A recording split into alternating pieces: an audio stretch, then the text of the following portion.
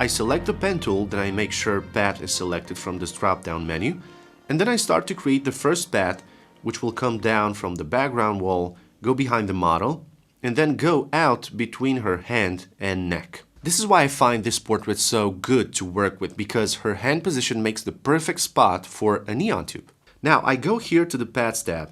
As you can see, Photoshop saved the first path, and now I need to click on New because I want to create a second path. I want them to be separate because they will have different colors, blue and orange. Again, using the pen tool to create the second path, which will come down around the head and over her blouse, because there I will insert some very interesting lighting effects that you'll see later in this video. Okay, now I create a new layer and I will use the brush to make the neon tubes, but before this, I need to prepare some settings. First, I press D to reset the foreground and background colors, and then I press X to make the foreground color white. I make sure the opacity and the flow are at 100%. I press B for the brush, right-click on the screen, bring the slider to 100% hardness and 80 pixels for the brush size, because this will represent the thickness of the neon tubes. I also go to Window, Brush Settings, or hit F5, tick this box for Shape Dynamics, choose Pen Pressure, and 70% for minimum diameter. Also go to Brush Tip Shape and set the spacing to 1%. This is very important actually, because you don't want any spacing while using the brush. And I'm ready to create the tubes now. So I go to the Paths tab, I click on the first path, then go and select the pen tool from the toolbar, right-click somewhere on the path and choose Stroke Path. This will make a brush stroke exactly with my selected settings.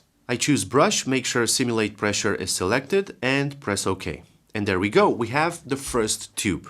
In the Layers tab, I rename this layer to Neon 1, and then I create a new layer. I rename it to Neon 2, and let's create the second tube.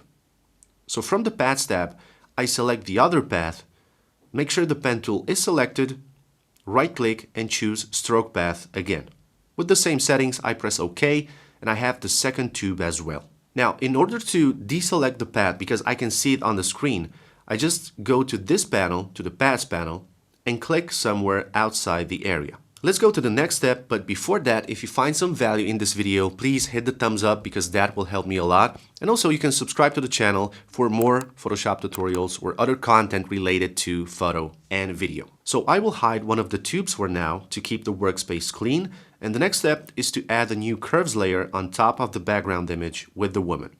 I want to make it darker in order to make the neon tubes to cast more visible light on the subject. Now let's take care of the first neon tube. I double click it to enter the layer style box. I activate the outer glow, select a nice blue color, select the blending mode to linear dodge, opacity 60, spread 4, size 60, and range to 50%.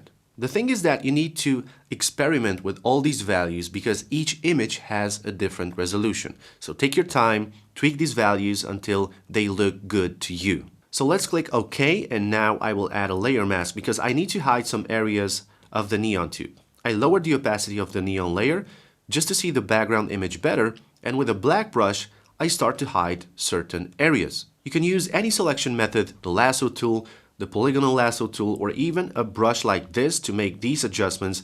So now I will bring back the opacity, and look at that, what an amazing effect already. It's all about the details, those small tweaks that make this effect look real. Let's enable the second layer with the neon, and then I can just right-click on the layer that has the effects on it, copy the layer styles, and paste the same properties onto the second layer.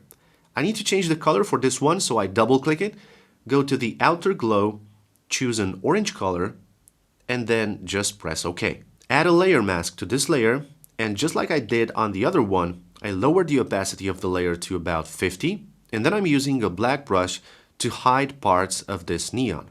This time I want to delete the part from her head to make it look like the neon tube is behind her and then it comes down on her blouse.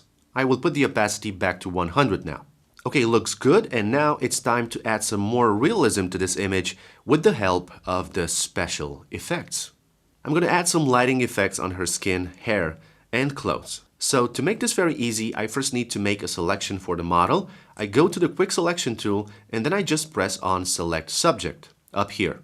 Photoshop does a very good job with the selection for this image, so I just need to zoom in to take care of some minor details with the help of the lasso tool and the polygonal tool. So when my selection is ready, I just need to create a new layer above this curves layer and apply a layer mask to it. Now, if I take the brush, anything that I paint here will be limited to this layer mask of the model. So let's choose the same blue that I used earlier. I put the layer on color blending mode and then I start painting on her neck, on her fingers, and on the clothes as well. You can use softer brushes and sometimes modify the size of the brush if you want with the bracket keys on the keyboard until you obtain a good result. Now I will add a new layer for the orange color, and holding down Alt, I will drag this layer mask to copy it on the new layer. This time I will choose orange, the same one that I used earlier in this video. But instead I will put this layer to overlay blending mode. Using the brush, I paint over the areas that should be affected by this orange light, covering parts of the hair, clothes, but also parts of her skin. You can clearly see that these lighting effects are creating more realism to the image. I can also add a new curves layer on top of the other one, make the image much brighter, invert the layer mask, and then paint with white in the head area to amplify some lighting effects. This is just like a small touch, and if you want to take this image to the next level, you create two more blank layers, you set them to be on linear blending mode, and then using the same colors, orange and blue, you start adding some color on the background wall to simulate a closer distance between the neon tubes and the wall. This will truly create much more realism and depth to the scene. This is the before the image we started with, and this is the after. It looks awesome to me. Please share this video with all your friends interested in Photoshop tutorials, and also you can watch another video from the screen. I'm Chris, thanks a lot for watching, bye bye now.